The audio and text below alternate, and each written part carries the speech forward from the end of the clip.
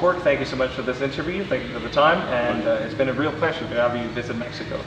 We're going to talk about a very important subject. It's the smartest targets for the world for the next 15 years.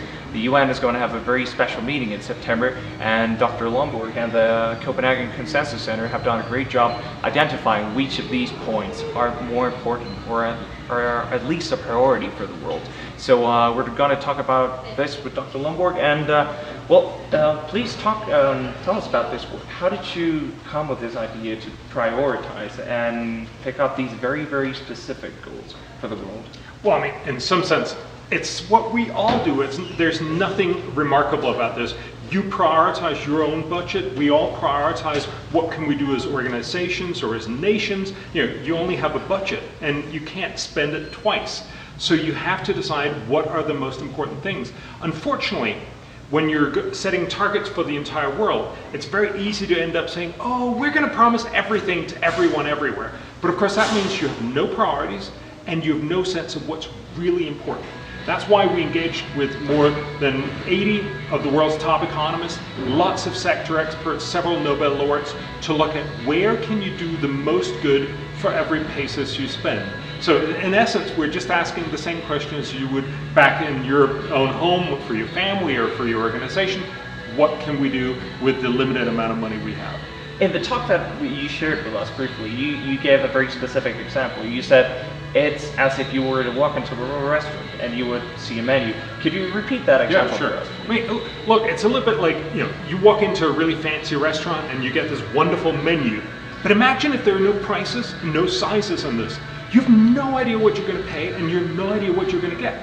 Unless you have a really good expense account, you're going to feel uncomfortable about ordering. So what we try to do is essentially put prices and sizes on all of these wonderful opportunities for society. This does not mean you can't buy the most expensive part on the menu. You can still say, I want the caviar.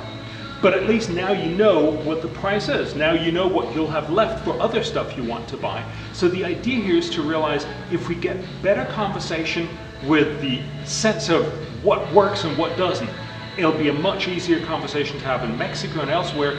What targets should the world pick? So it's a matter of information, Yes. getting the right facts. Yes. And I remember watching you in a video you shared with Gates Notes. You did with Gates Notes, and you talked about very specific goals to fight poverty, to fight pollution. So I guess in that way, that's what you're planning to do with this new project, just like laying out the facts and laying out what really is a priority in a very simple manner for the public to understand. Is that it? Yeah, I mean, look, a lot of the public conversation is focused on what looks good on TV. So, the crying babies or the cute animals or the groups with great PR. That's not necessarily how we best spend society's money to do good. A lot of things are pretty boring. Look, last year, everybody talked about Ebola. Ebola killed 20,000 people. It was a horrible disease, but it killed 20,000 people. Every year, 1.3 million people die from tuberculosis. But you don't hear about that because it's boring, it's old news. So what we try to say is, it's not just about what's newsworthy, it's about where you can do the most good. And it just turns out that you can help for every peso spent so much more dealing with tuberculosis. So essentially, we defend, if you will, the world's boring problems that just happen to be incredibly effective. This shouldn't be a beauty contest. It should be a place where we look at where can we do the most good, not where can we feel the strongest. Actually, this is a very good argument, but it does have a political impact, and some people would strongly disagree, especially in the political sphere. How to deal with it, especially in Mexico, where some wings are very strong and they have quite strong arguments when you talk about fighting poverty. However, these arguments might not have worked for decades. How do you fight against that? Well, look, I think most politicians, they certainly have a good sense of what does it take to get to the next election, but they also want to do good. We're simply making arguments, how can you make more good for the same amount of pesos spent? Surely there's all kinds of other things that they're also going to be focusing on, but we will generally help them at least get slight tailwind to the good ideas, make it more likely that the politicians will start talking about it. Sure, poverty is a hard topic. There's lots of other hot topic buttons that they're much easier to press, but if we can point out how can you better avoid poverty, how can you better help people get out of poverty, it'll make it a little more likely that politicians will pick this up. So again, this is not about getting it right, it's about getting it slightly less wrong. Okay, well I think that's a very good message. And speaking of that, what would be your message to the people in Mexico, for the audience that will be watching this video? How would you address them, and what would you say to them? Well, I mean, first of all, I would love for this conversation to take off in Mexico. I mean, there's something bizarre about the fact that we've had a discussion about what should the world do for the next 15 years, yet almost no one has heard about it. This is a great conversation to have, but also start asking our politicians, and so start asking your president to say, you're going to New York in September to sign a document with 169 targets. That's an impossibly large set of promises.